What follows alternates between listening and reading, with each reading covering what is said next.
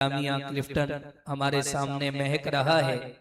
اس کی باغبانی میں ان کا بڑا عظیم کردار ہے، جنہوں نے مجلس صوت الاسلام پاکستان کی تاسیس کر کے اور اس کے پلیٹ فارم سے امت مسلمہ کی رہنمائی کا ایک عظیم فریضہ سر انجام دیا۔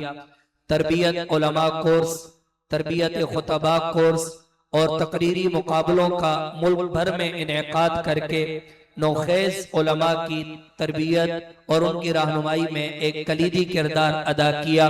میری مراد چیئرمین مجلس صوت الاسلام پاکستان اور جامعہ اسلامیہ کلفٹن کے نائب رئیس حضرت مفتی ابو ہریرہ محی الدین صاحب زید مجدہم ہیں۔ میں ملتمس ہوں بڑے ادب کے ساتھ کہ حضرت ڈائس پر تشریف لائیں اور ہم سب کو اپنے پند و نصائح سے مستفید فرمائیں۔ السلام علیکم ورحمۃ اللہ وبرکاتہ۔ محترم علماء کرام اور پورے صوبہ سندھ سے آئے ہوئے حضرات گرامی،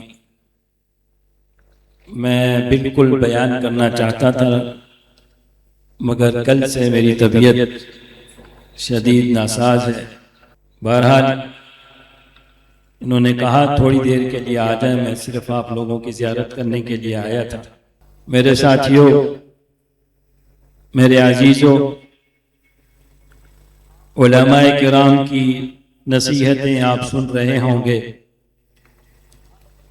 آج آپ کے لیے یہ خوشی کا مقام ہے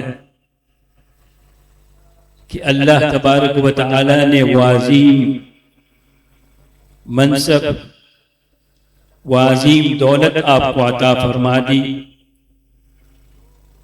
وہ عظیم علم عطا فرما دیا جس علم کا تعلق حضرات انبیاء علیہ السلام سے ہے۔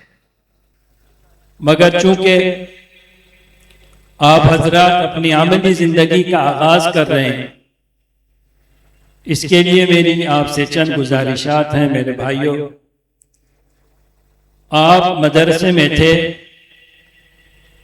آپ کو احسان مند رہنا چاہیے اپنے اساتذہ کرام کا، جنہوں نے اپنی شب و روز محنت کر کے آپ کو یہ علم تفویض فرمایا، اور آپ کو احسان مند رہنا چاہیے ان حضرات کا جن حضرات نے آپ پر خرچہ کیا، جن حضرات نے اپنے مالوں سے آپ پر خرچہ کیا۔